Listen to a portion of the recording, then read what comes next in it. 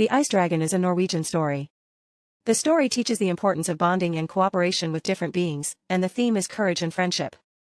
Once upon a time there was a small village surrounded by snowy mountains in Norway. In this village, in winter there was freezing cold and long snowfall. The villagers endured the cold and survived the winter by enjoying a hot meal around the fireplace. However, there was a presence outside the village that everyone feared. It was a giant dragon called the Ice Dragon.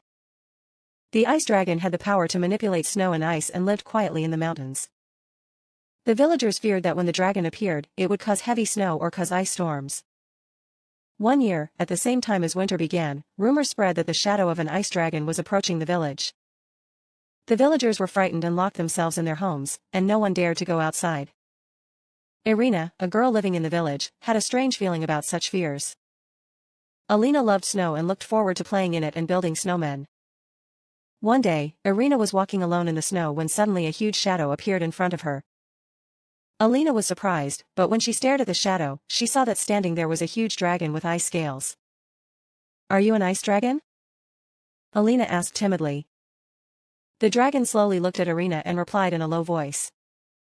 "Yes, I'm an ice dragon. The people of your village are afraid of me. But, I am just a being in charge of snow and ice. I'm not trying to do anything bad." Alina was a little surprised, but felt a little relieved that the dragon was not attacking. "Then why are people afraid of you?" The dragon was silent for a long time, but eventually began to speak. "I used to live with people, but one year, an ice storm that I caused covered the village, and the villagers faced many difficulties. Since then, people have been afraid of me and have avoided me." Alina heard the dragon's story, and her heart ached. "But it's not your fault, is it? I think the people in the village just don't know about you, they are just afraid of you." The dragon let out a deep sigh.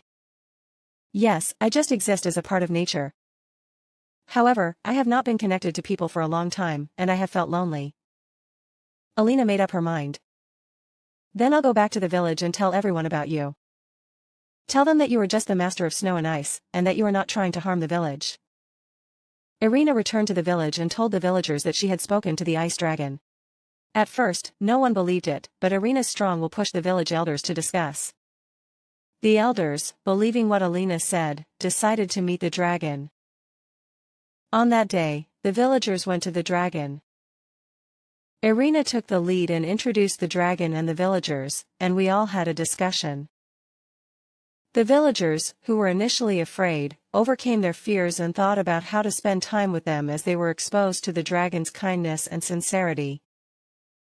The ice dragon then became the guardian deity of the village, creating beautiful ice crystals during the winter and showing the villagers the beauty of snow and ice. The villagers were not afraid of the dragon, they treated it like a friend, and they were able to spend the cold winter with a warm heart. Alina continued to cherish her friendship with dragons and taught the villagers the importance of living with nature. Everyone understood that the ice dragon was not something to be feared by the village, but a protector and a friend. End.